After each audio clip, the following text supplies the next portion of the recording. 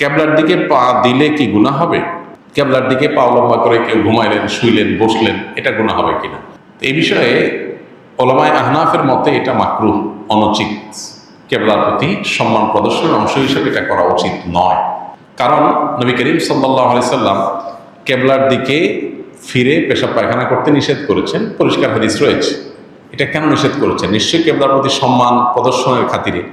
So পাও লম্বা করে কেবলার দিকে যদি আমরা বসি, তাহলে কেবলার দিকের বা কাবার প্রতি বাহ্যিক দৃষ্টিকোণ থেকে অসম্মান হয়। আমাদের সমাজে কারোর দিকে পা লম্বা করে বসলে এটা তার প্রতি অসম্মান এবং অবজ্ঞা প্রদর্শন হিসেবে বিবেচনা করা হয়।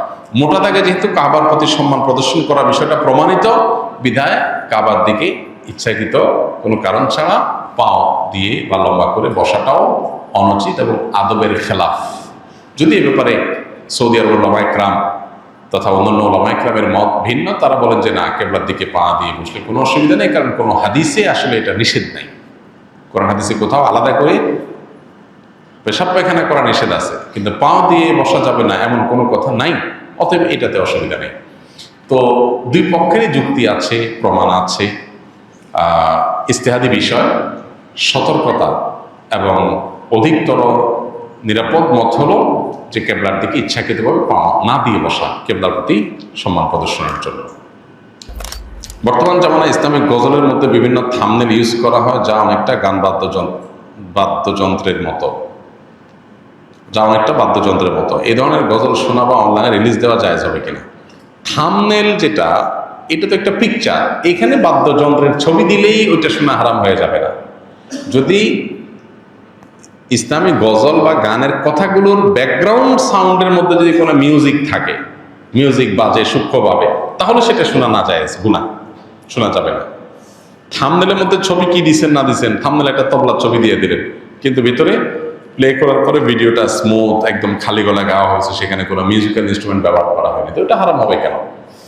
মিউজিক শোনা হারাম, মিউজিকের ছবি দেখা কি না দেখলে হারাম হবে না। বিধায় আপনার থাম্বনেলের ছবি কি আছে না আছে এর জন্য ভিডিও হারাম হবে না। তবে হ্যাঁ, আজকাল অনেক আপনার গজল, ইসলামী সঙ্গীত বের হয়েছে যেগুলোতে সূক্ষ্মভাবে মিউজিক আছে, আপনি একটু মনোযোগ দিয়ে শুনলে বোঝা যায় যে মিউজিক ব্যবহার করা হয়েছে, সেগুলো শোনা হারাম। এগুলো আপনার খুবই সূক্ষ্মভাবে মানুষকে হারামের দিকে নিয়ে যায়। আমরা হয়তো ইসলামের কথা শুনে, আল্লাহর কথা শুনে, কোরআন হাদিসের কথা শুনে, ভালো কথা শুনে আমরা এগুলোকে শুনি, কিন্তু নিজের অজান্তে আমি হারামে লিপ্ত হয়ে যাচ্ছে। এগুলো আমাদের সতর্ক থাকতে হবে। ফ্রেশ খালি গলা গাওয়া হয়েছে এবং সেখানে মিউজিকের কোনো ইনস্ট্রুমেন্টের ব্যবহার করা হয়নি, শুধু সেগুলো আপনি শুনতে পারবেন। আল্লাহ আমাদেরকে আমাদের তৌফিক দান। প্রকৃত আহলুস সুন্নাহ ওয়াল জামাতের অনুসারী কারা, জানিয়ে ধন্য করবেন।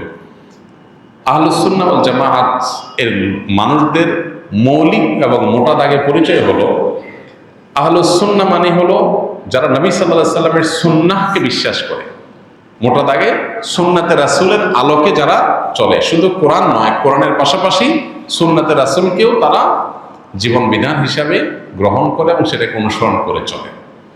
যারা সুন্নাতকে অস্বীকার করে, সুন্নাতকে মানে না, শুধু কোরআনকে মানার কথা বলে, এরা আহলুস সুন্নাহ না।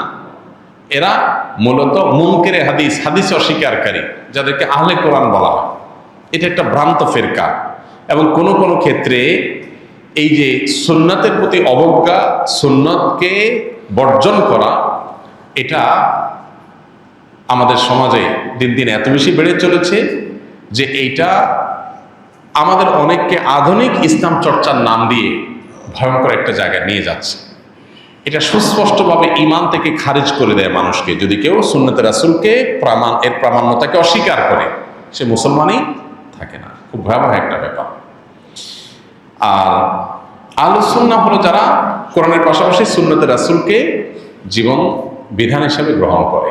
আর ওয়াল জামাআহ মানে হলো জামাআতুস সাহাবা, সাহাবীদের জামাত বা সাহাবায়ে কেরামের প্রতি যাদের শ্রদ্ধা আছে, ভালোবাসা আছে, তাদের প্রতি স্বীকৃতি আছে, অনুসরণ করে সাহাবায়ে কেরামকে। এরা হলো আহলুস সুন্নাহ ওয়াল জামাআহ।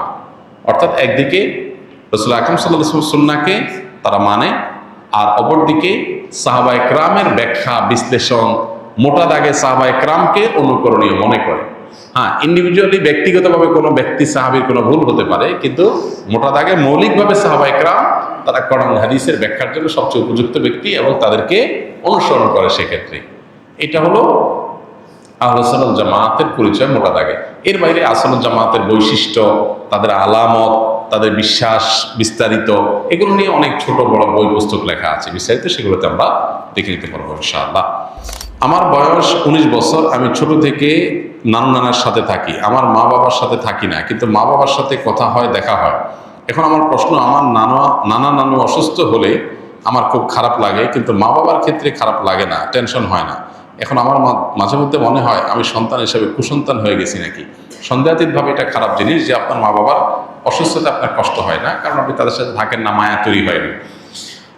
প্রথমত, মা বাবা হিসাবে তারা, অভিভাবক হিসাবে, আপনার মা বাবা হিসাবে তাদের কোনো কষ্ট হলেই আপনার ভিতরে কষ্ট অনুভব হতে হবে। এইটা হওয়ার জন্য আপনি তাদের সান্নিধ্যে যাবেন, তাদের কাছে থাকবেন, এবং আপনার এই কাউন্সিলিংটা দরকার যে মা বাবা আপনার জন্মদাতা, নানা নানু নন, অতএব দুনিয়াতে আসছেন তাদের উসিলায়, তাদের মাধ্যমে, নাহলে দুনিয়ার আলোই দেখতেন না। বিদায় তাদের প্রতি আপনার কর্তব্য আছে, সেই কর্তব্যটা আপনাকে পালন করতে হবে। এটার জন্য প্রয়োজনে তাদের সাথে থাকবেন, তাদেরকে ধারণ করবেন, বোঝার চেষ্টা করবেন, তাদের অবদানটাকে অনুভব করার চেষ্টা করবেন, তাহলে ইনশাআল্লাহ এই দায়িত্ববোধটা জাগ্রত হবে। আমরা অনেকেই আছে যে মা বাবার কাছ থেকে দূরে কোনো কারণে পারিবারিক নানান কলহ ইত্যাদি হয়, ছোটবেলা থেকে আর দূরে থাকতে থাকতে মা বাবার প্রতি সে রেসপন্সিবিলিটি তৈরি হয় না। মানুষ হিসাবে আমি দুনিয়াতে আসছি কার মাধ্যমে, তার কথা স্মরণ হওয়া, তার সুখে দুঃখে তার শুভাকাঙ্ক্ষী হওয়া এবং তাদের কল্যাণ কামনা করা, এটা আমাদের একেবারেই সৃষ্টিগতভাবে আমাদের মধ্যে চলে আসা উচিত, এবং এটা না আসলে প্রয়োজনে কাউন্সিলিং এবং মোটিভেশন নেওয়া দরকার।